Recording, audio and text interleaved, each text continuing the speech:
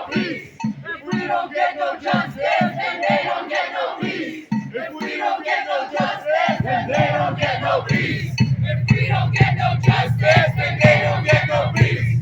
If we don't get no justice, then they don't get no peace. If we don't get no justice, then they don't get no peace.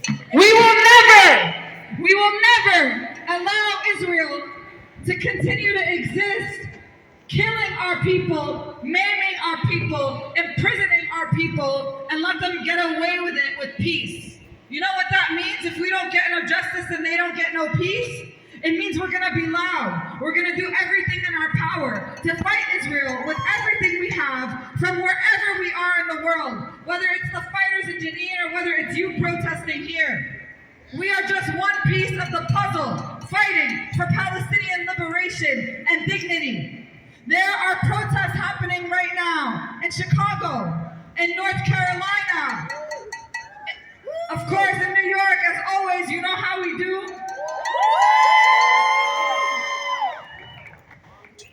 All the protests are happening at the same time, at the same day. So you are just one piece of the puzzle.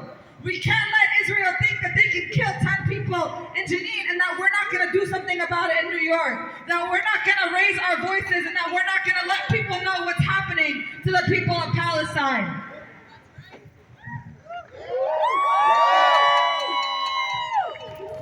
And you showed that. You showed that we don't need to be trending. We don't need to be a popular hashtag. We don't need the media to pretend to care about us for 5 minutes like they did in 2021 and abandon us when people continue to be killed.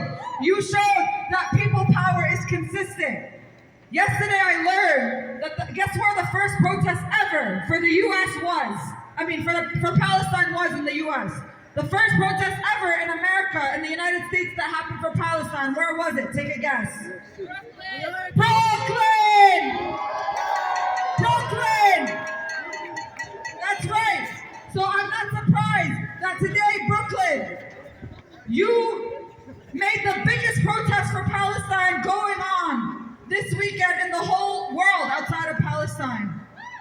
I know our numbers may not seem as big as they did when we had 50,000 people in the streets of Bay Ridge, but it's even more powerful because the people that are standing to the right and to the left of you are some of the most dedicated people that don't need for it to be a hashtag or a trend for them to come out. Out of all the protests I've seen happening in the country this week and in the world, this was one of the biggest ones. And that's because we've had a movement here mobilizing and building for Palestine before the state of Israel was even created. The Arabs in Brooklyn, in New York knew since the early 1900s, 1918, 30 years before Israel was established, 30 years before the state of Israel committed the Nakba, that they were planning to do this.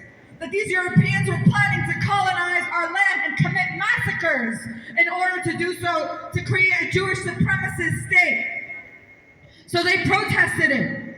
And here we are over 100 years later, still protesting the same thing. And we will never stop until every inch of Palestine is free. Some people ask me, why do you protest?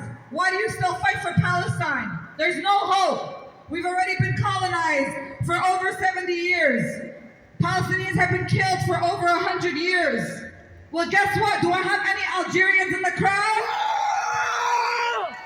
Do I have any Jazairian in the crowd? Algeria was colonized for over 100 years by the French. Algeria lost over 2 million martyrs in the span of just 7 years fighting for their complete and total liberation from French colonization. And they achieved this freedom. So don't let anyone ever tell you that it's hopeless, that it's not possible, that it's been going on for too long, and that there's no way out of it, because there is a way. When we see the colonized people of the world resisting by any means necessary, resisting with everything they have against one of the most powerful militaries in the world, we know that Palestinians will never let Israel continue to colonize our land in peace. There will never be peace on stolen land. And we'll not let them have...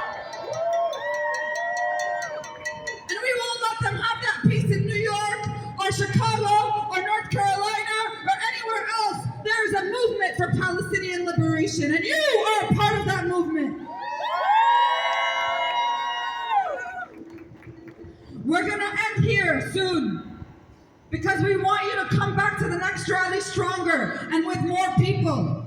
We know that this fight is not just one day. We know that this will take years. We take cues from our people back in Palestine.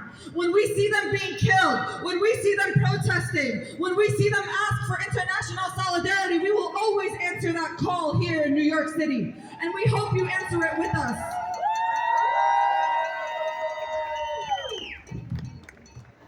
And we have protests all over the city, not just in Bay Ridge, Brooklyn. We just had a protest last week in Grand Central Station, where over 750,000 people pass a day, and they all saw what was going on in Palestine. Like you saw at the beginning of this rally, the reason we are here today is because we know that so many of you in the crowd are directly impacted by this. There are so many Palestinians here who have loved ones, who have family members, who have friends that are living in Palestine, that have to face the brutality of the Israeli colonizing occupation, genocidal death toll every single day. Their loved ones are in prison. Their loved ones are shot at. Their loved ones are killed. So we are here today to express solidarity with them. We let all of Bay Ridge hear our voice, and we have a lot of media here too. So your voice will not go in vain. And again, if you have a photo of the martyrs, عندكم صور الشهداء ارفعوهم أشوفهم. ارفعوهم عالي. Look around. تنسوش. Don't forget. These people are the reason we are here today. الشعب الفلسطيني هم السبب اللي احنا هون اليوم. عشان نتضامن معهم، عشان نوقف معهم، عشان نعرفهم انه في ناس بتفرجوا على شو بيصير في فلسطين وبنتألم ومجروحين عشانهم، ورح نستعمل صوتنا هون في نيويورك عشان نرفع صوتهم. الشباب بنقتلوا كل يوم، والميديا the Western media ما بتخلوكم تعرفوا أساميهم. Every day our people are killed and they don't even let you know their names in the media. That's why we have to make it our job for people to see